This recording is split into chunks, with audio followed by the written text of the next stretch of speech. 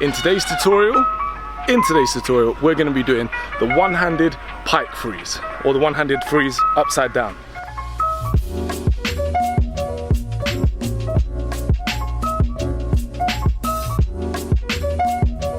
If you've been following me on Instagram, you would have noticed that I am actually in Vietnam.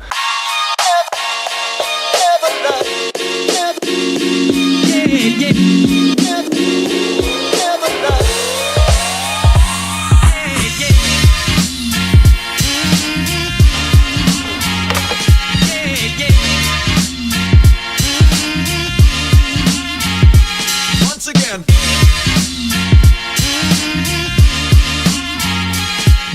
Welcome back again, ladies and gentlemen. I am AJ47 from Seoul Mavericks Crew, London, England. I only have a couple days left.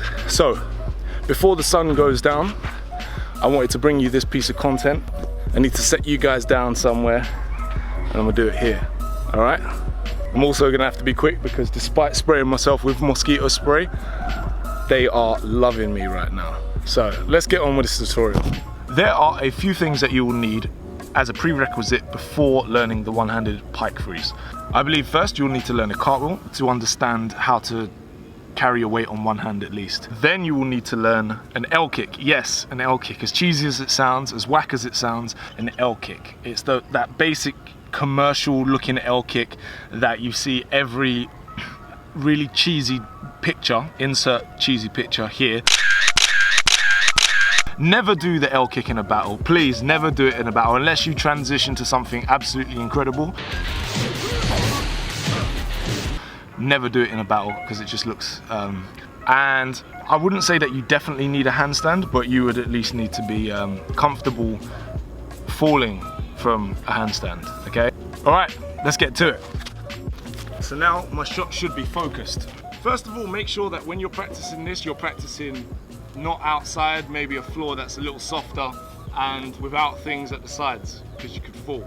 All right, first you're gonna need a cartwheel. I'm gonna do it this way just because I'm gonna go into the fence otherwise. So cartwheel, okay, cheesy L kick. I do have this in my way, so I'm gonna do it kind of here. From here, boom, cheesy L kick, all right? And basically the L kick is a cartwheel where you stop. You need to have this kind of stretch, this position here.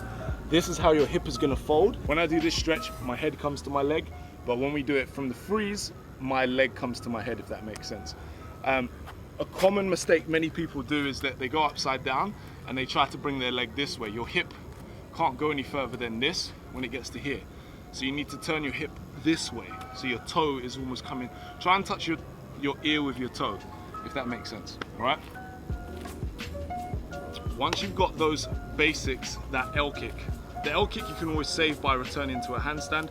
So if you go L kick, you can always save it by going to a handstand, okay?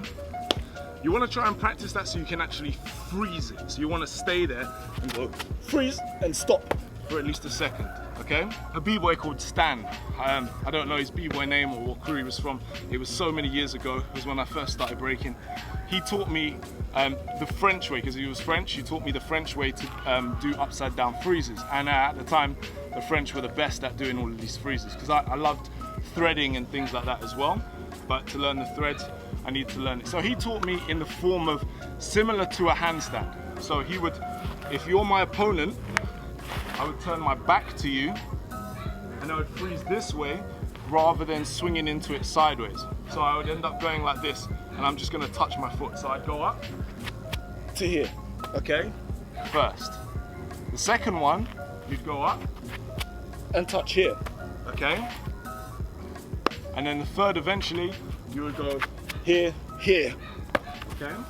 And you'd end up in a pike freeze. Now, the next level to the pike freeze is to hop into it. So you would need at least one hand hop. So now I'm gonna show you, you're gonna go to handstand, and then from handstand, you're gonna jump into the middle onto one hand and try to stay there as long as you can. The longer you hold it, the more chance you're gonna fall. So just make sure that you're comfortable falling from handstand, basically. Some people land in a bridge. I'm not gonna land in a bridge here. I'm not even gonna fall here because it's concrete and I don't want to. But if you have any questions about that, leave me a comment down below and I'll try and elaborate in another tutorial, if that makes sense, yeah? All right, so again, handstand to one hand hop, all right? So you're gonna go 1, 2, see that? Oh, look at that stone right in the middle of my hand, okay? See the things I do for you guys? All right, let me make sure I get this all out of the way. All right, again. Now, well, not again.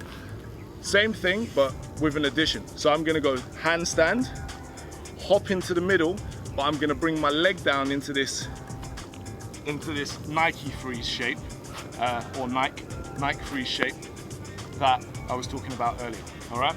So I'm gonna go from here, 2 hands, 1 hand, okay? That was whack, let me do it again. 2 to 1, see that? Let me put these glasses down. Okay? Now, this personally is my preference on how I like to do my freezes, because then I find it easier, especially if I'm dancing, it can come as more as a surprise, and then I can do everything to a set tempo, to the music. So if it was, for example, it'd be like boom, snare, boom, snare, boom, snare, boom, ta, ta. Okay, make sense? Now, because I'm simply just demonstrating, now I'm going to show you how to hold it a little bit longer. I'm not a super professional at this, like some of the b-boys out there who can literally balance and stay there forever, but I got a pretty good Pike Freeze, and I do stick it most of the time. So now, the little details. So you've got your shoulder here. You need to push from this muscle here, push up, okay? Push like this, you see my shoulder moving up? That's what you want to do the whole time you're in the freeze. You want to push away from the floor, okay? And that and gripping the floor. So gripping the floor like you're climbing, okay? So you really want to press all of your fingers and the outside of your palm into the floor, and push these muscles away. So you want to elongate your body, so almost like you're stretching as far as possible, okay? And this will give you those milliseconds of extra freeze time. And that's what we call sticking our freezes. And it looks much more powerful in a competition, or in a battle, or in a show, or a performance, or just when you're showing off to impress a girl or your friends, whatever. Okay, so again, go from here, hop, bam, see that? One more time. Boom. Woo! See, stick that. Madness. Okay, now with the 2 legs.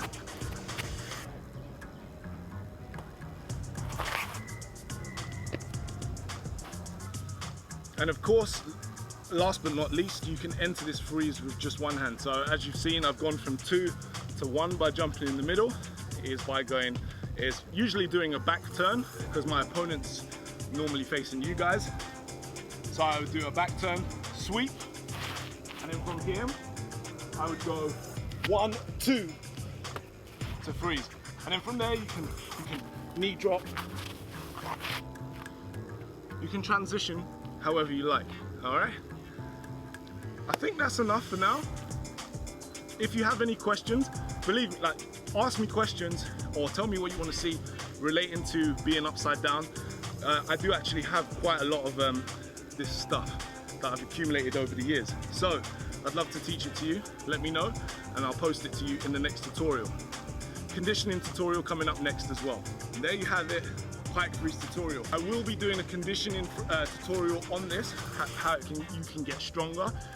And you need a wall basically, and I don't have one right now. So stay tuned for part 2 of this tutorial. I hope you found this helpful, interesting and fun. In fact, I've got a lot more things I can show you on this. I can show you how to thread, but I'm gonna do that in the later tutorial. Guys, I'm gonna speak to you soon. Subscribe to the channel if you are new, like the video if you like it, and I'm gonna go enjoy the rest of my holiday in Vietnam. Catch you guys soon. Peace. I'll be having some vlogs posted. I've been filming a lot since I've been out here, so I will be posting my vlogs to you guys really soon. And guys, I'm off. Peace.